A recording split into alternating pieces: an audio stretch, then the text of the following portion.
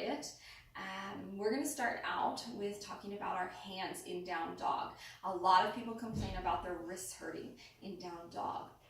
Most of the time, that is because you're pressing through the palm of your hand right here. And if you see from the side, if I push through the palm of my hand, I have total dysfunction in my wrist. There's no movement, no power there at all. So that is not how we want to press. We want to press through the heel of the hand. And when I say heel of the hand, I mean from the base of the pinky all the way around to the base of the thumb. So this patty, fleshy area right here. So if we're pushing through there, and then also through the pads of the fingers, and I press those into the mat, now I have lots more function, lots more movement in the wrist, and it's not going to hurt my wrists. So that's number one thing. Then the other big thing about downward facing dog is people think it's about lengthening the back of the legs, and tight hamstrings makes that really difficult. So we have lots of athletes with super tight hamstrings, but that is okay in down dog. It is not about lengthening the back of your legs or getting your legs to straight. What it is about is lengthening this side body and getting a nice long spine. And when I say side body, for one, it's from hips to shoulders. And then two, it's also in down dog going to be from shoulders to wrists. So we're trying to create length from the wrist to the shoulder and from the shoulder to the hip, getting that nice long line to stretch our spine long. Shoulders are not strong enough to hold all of our weight, so we also have to power up the legs to lift up and kind of equalize and balance that from the wrists all the way to the hips. So let's get right into it. Hands are going to be shoulder level apart, so directly under your shoulders. You want to externally rotate the upper arm bone so the eye of the elbow, or this little crease, is facing straight ahead.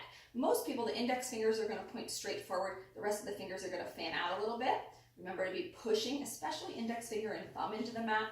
That's going to help keep the weight out of the wrist, but also the other pads of the fingers and the heel of the hand. So hands shoulder level apart. I'm going to pushing, almost like spidey fingers, I like to say. I think Spider-Man, like I'm gripping through those fingertips, pushing into the mat. Next thing in down dog is the length of the down dog, or how long is it from your hands all the way back to your feet. You want to get started in an elongated tabletop. So tabletop, shoulders over wrists, hips over knees. An elongated tabletop, a good way to find it is if your toes are tucked in tabletop. See, my toes are turned into the mat, nice like that. I'm going to push my hips back to my heels. And then I really want to press the mat away with my fingers, almost pushing. So I have nice long arms right here, and I have a nice long side body. Already you're seeing that from wrists back to my hips, nice and long. Good. Then, keeping the toes tucked, I'm going to start to power up my legs, push into the fingers, and lift the hips. Good. So to get the length, I have to lift up the hips higher until I have a long line from my index fingers all the way through my hips. So see, from hands to shoulders is straight, and then from shoulders to hips is straight, all the way up. And there's still a bend in my knees. So if my hamstrings were super tight, that's fine. I could stay right here. This is still a great down dog. I have broad space across my shoulders, pushing into my fingertips, pushing into the heels of my hands, heads right between the biceps, right there. Beautiful. So then if I want to move on, I'll lift the hips up. I have a little bit more flexibility. So I can start to lengthen the heels towards the mat by pressing back down through the heels. It's nice to kind of pedal it out first to get a good stretch in the back of the legs. Right there. Good. So downward facing dog. Pushing. Another way to check the length of that down dog is if you shift forward into your high push-up or your high plank. You're going to roll the spine forward until the shoulders come right over top the wrists. Right here. Press back through the heels. Squeeze the knees and the thighs. Suck the belly in. That's a nice high plank or high push-up position. And you notice I did not move my hands. I did not move my feet. So to lift into down dog, I just suck the belly in and use the core to lift up and get that long line from wrists all the way to the hips. Pressing the chest towards the thighs. Slight core engagement, belly sucking up and in. Right there, and head's just hanging heavy. So what we don't want to see is a break in that long line. A lot of times we see this. The shoulders are a little bit forward, and now I have a line from my wrist to my shoulders, but then there's a little round because there's this break between my shoulders and my hips in the middle. So that's why we say come up onto your toes, bend your knees, look at your belly button, drive the chest back towards the thighs. Now I have the long spine.